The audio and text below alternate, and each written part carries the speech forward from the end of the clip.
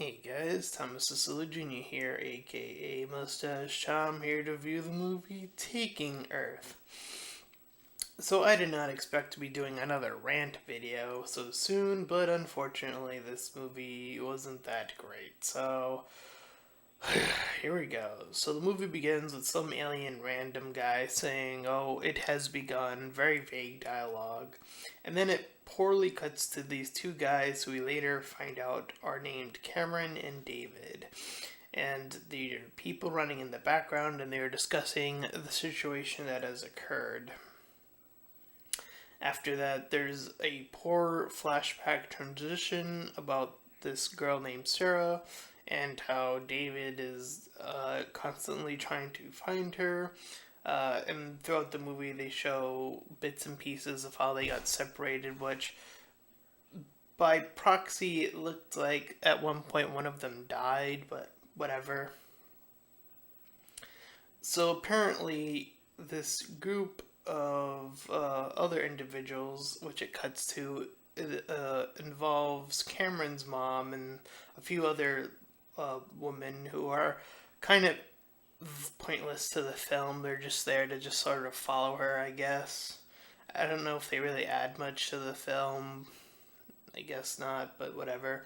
Um, and how the mother even knows what's going on is a little bit confusing. Anyways, we get more exposition about these beings called Ios, or infected ones.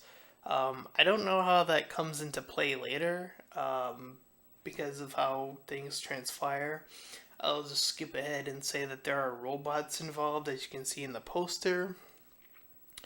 Um, Maybe, like, I think it's implied that Cameron says at one point that, everything was, like, I'm trying to remember, it was like, oh, it's all fake or something like that. Anyways, um, there's some silly dialogue and believing that the world was being taken over. And then we find out that the main character, Cameron, is an alien. So this movie ends up being about this alien, Cameron, who is trying to get to these other individuals to make peace so that they don't take out Earth. But the bad guys are trying to capture in a way that's more, I guess, brutal, I guess. And there's one particular guy among them that's like even more so doing that, and you see that it gets a little bit convoluted, honestly.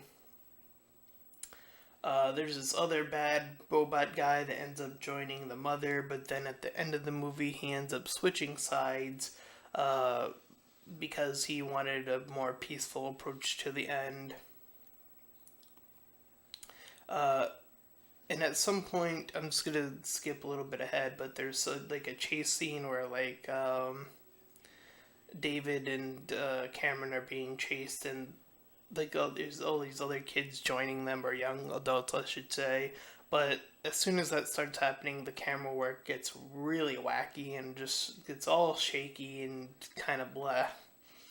But the action fighting scenes are also pretty poorly put together. The dialogue is a little bit choppy. And then there's like this weird thing where they're on this plane and then there's this girl running away. Cameron sees it. He like goes chasing after them, finds a car out of absolutely nowhere, picks her up, and then they fall. She sort of falls, joins their party, but she kind of exits the film and enters back in, which is poor pacing and writing on their part, because these two characters, Cameron and this girl, whose name I honestly don't even remember, they end up falling in love at the end of the movie. They share a kiss, and the like, there was no chemistry between these two characters.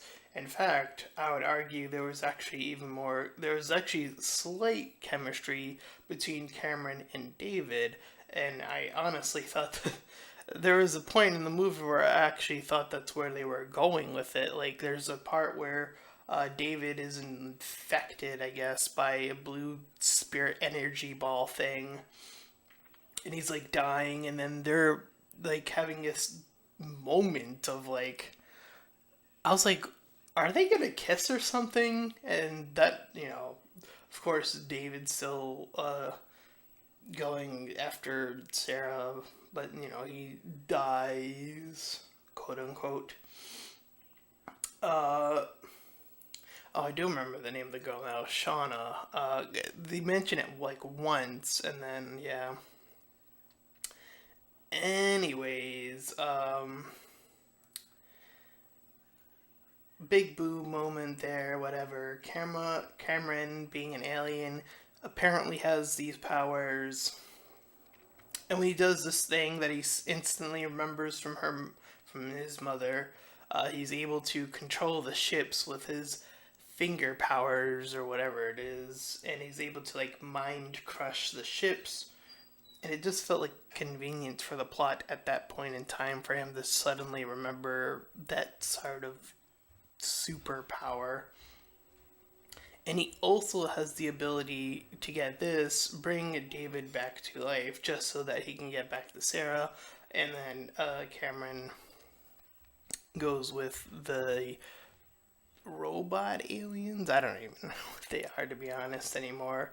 They have a ship, so it's confusing. I think, from what I could tell, this movie was um, not on a high budget. But I think, to be honest, this movie took on a bit more off. It took off way more than it could chew. It just took in way too much. Uh, you're talking about trying to put in all these special effects with robots and aliens, and I don't think that should be something you should try to consider during making your first movie, especially if it's going to come out like this, because I don't think it worked. I'm going to give this movie a 3 out of 10. And that's being generous, I honestly think. I suppose the designs of some of the robots and ships were okay. Um, I suppose the acting toward the end got a little bit better, but not by much. I don't know.